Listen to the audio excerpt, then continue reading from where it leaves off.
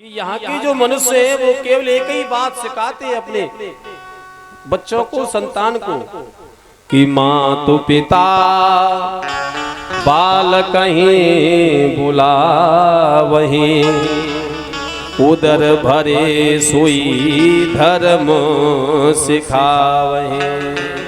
केवल पेट भरने का केवल कौन सा साधन है वही सिखाते हैं, इसके अलावा और कुछ बताना ही नहीं चाहते हैं कि भगवान का भजन भी करना है कि नहीं करना है। बस केवल इतना करना है कि तुम पढ़ लिख करके अच्छी नौकरी लगा लो और तुम सुखी रहोगे, तुम्हारे पास कोई चिंता नहीं रहेगी। लेकिन नौकरी के साथ साथ कुछ और भी नौकरी भी तो जरूरी है, तो उस नौकरी को भूल जाओगे।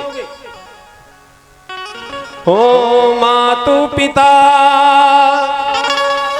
बाल कहीं बुलावही,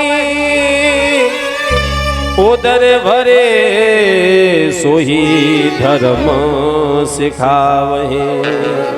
महाराज इतना मलिन मन हो गया है इस कलयुग में मनुष्यों का कि कोई सत्य नहीं बोलना चाहता है। अगर एक बार अगर कोई सत्य बोल भी दे तो वो यही समझता है कि राजा हरिश्चंद्र के बाद हम ही सत्यवादी हैं और दूसरा उनके बाद कोई हुआ ही नहीं, तीसरा।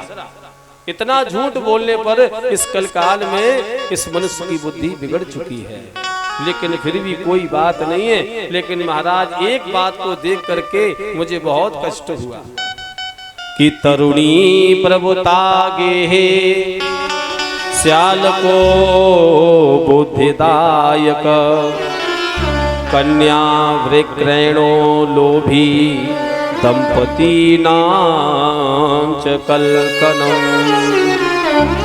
तरुणी प्रभुता गे हे श्याल को बुद्धिदायक, यहाँ तक बात अगर रहे तो सही है, लेकिन आगे और बढ़ती जाती है कि क्या कि तरुणी कहते हैं जिस कन्या का विवाह होके आता है उस समय उसको तरुणी कहा जाता है। जब नई बहू आती है तो उसको तरुणी कहते हैं संस्कृत में।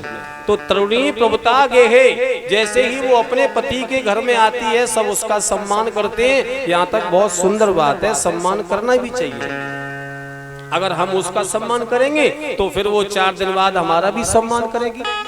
अगर हम उसका सम्मान नहीं करेंगे तो वो भी सम्मान नहीं करेगा। इसलिए तरुणी प्रभुता गे हे, लेकिन श्याल को बुद्धिदायक।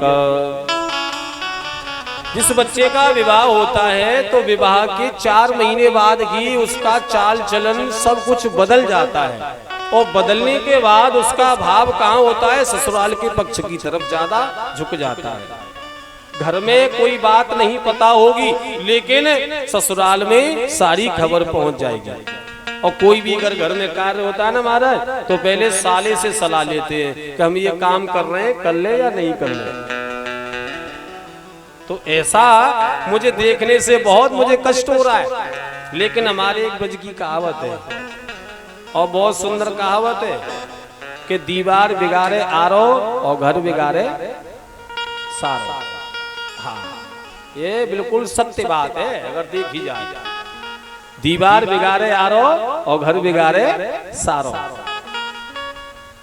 क्योंकि दीवार में जितनी आप अलमारियां बनवाओगे ना उतनी दीवार कमजोर हो जाती है।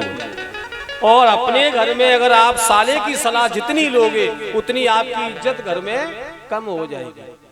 ये बिल्कुल बात सत्य है।